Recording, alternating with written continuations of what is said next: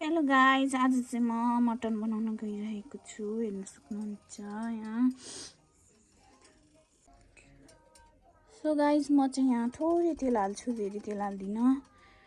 हेर्न सक्नुहुन्छ मैले चाहिँ थोरै तेल हालेको छु। म चाहिँ सिम्पल तरिकाले मासु बनाउँछु। हेर्न सक्नुहुन्छ यहाँ मैले अघि मासु मोलेर रेडी पारिसकेँ। यसमा प्याज, लसुन, अदुवा, नुन, बेसार हालेर अघि मोलेर राखिसकेँ। यसरी बनाउँदा चाहिँ मासु एकदमै टेस्टी र एकदमै मिठो हुने गर्छ।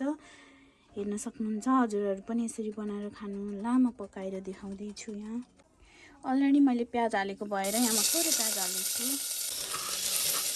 यो लसुन र प्याज मजाले रातो भएपछि मात्रै मासु हाल्नुपर्छ। सो गाइस, यतिको भएपछि चाहिँ मासु हाल्नु। सो गाइस, मासु लभर माइली बुहारी भनेर त हजुरहरूले चिन्नु नै भएको होला।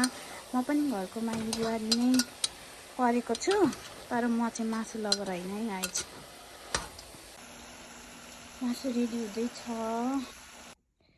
हेर्न सक्नुहुन्छ माइली बुहारीको मासु रेडी भएको छ।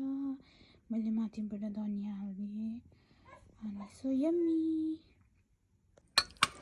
चलाएर पनि देखाउँछु म। हेर्न सक्नुहुन्छ।